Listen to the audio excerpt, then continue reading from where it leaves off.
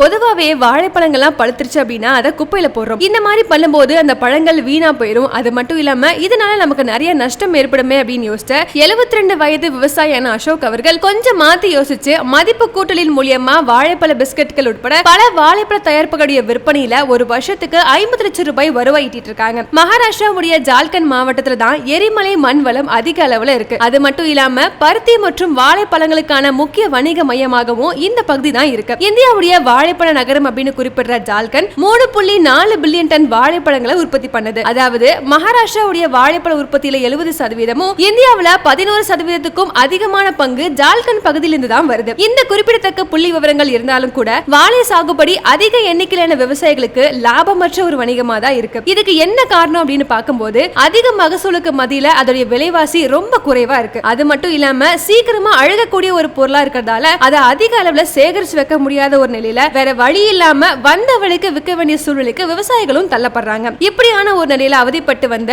72 வயது விவசாயியான அசோக்கும் அவங்க மனைவியும் சேர்ந்து நிலையற்ற இந்த சந்தையில வாழைப்பழங்களை நேரடியா விற்பனை பண்றதுக்கு பதிலா அதை மதிப்பு கூட்டப்பட்ட பொருட்களா பயன்படுத்தும் போது அதோட ஷெல்ஃப் லைஃப அதிகரிக்க முடியும்னு யோசிக்கிறாங்க. அதன்படி இந்த தம்பதியினர் இன்னைக்கு வாழைப்பழங்களை மதிப்பு கூட்டி அது மூலியமா வாழைப்பழ சிப்ஸ், ஜாம், மிட்டாய், ஷிவ்டா, லட்டு, சேவ் மற்றும் குலாப் ஜாமுன் மாதிரியான வாழைப்பழ பொருட்களை தயாரிச்சிட்டு இருக்காங்க. சுவாரஸ்யமா இவங்க வாழைப்பழத்துல இருந்து பிஸ்கட்ஸையும் புதுமையா தயாரிச்சிட்டு இருக்காங்க. மத்திய அரசு இவங்களுடைய வாழைப்பழ பிஸ்கட்களுக்கு காப்புரிமையும் வழங்கியிருக்காங்க. எங்க விளைபொருட்களை விற்க முயற்சிக்கும் போதெல்லாம் அதிக அளவுல நஷ்டத்தை தான் நாங்க சந்திச்சிருக்கோம். வாழை விவசாயம் ஏன் லாபகரமா இல்ல அப்படின்னு யோசிச்சு பார்க்கும் போதெல்லாம் அதோடைய ஷெல்ஃப் லைஃப் தான் முக்கிய காரணமா இருக்கு. ஒரு முறை விதைத்த வாழைய ஒரு வருஷத்துக்கு அப்புறம் தான் அறுவடை செய்ய முடியுது. அறுவடை காலம் சுமார் 28 நாட்களா இருக்கு. ஒரு சீப்பு வாழைப்பழத்தை உற்பத்தி பண்ண சுமார் 150 ரூபாய் எங்களுக்கு செலவாகுது. அதே நேரத்துல ஒரு குவிண்டால் அதாவது 100 கிலோ விளைச்சலுக்கு 1000 ரூபாய் மட்டும் தான் சம்பாதிக்கிறோம். கிட்டத்தட்ட சாகுபடி செலவுக்கு சமமா இது இருக்கு. ஒரு கிலோ வாழைப்பழத்தை வெறும் 1.25 ரூபாய்க்கு கூட நாங்க வித்திருக்கோம். மேலும் வாழைப்பழம் சீக்கிரமா அழுகி போகக்கூடிய ஒரு பொருளா இருப்பதால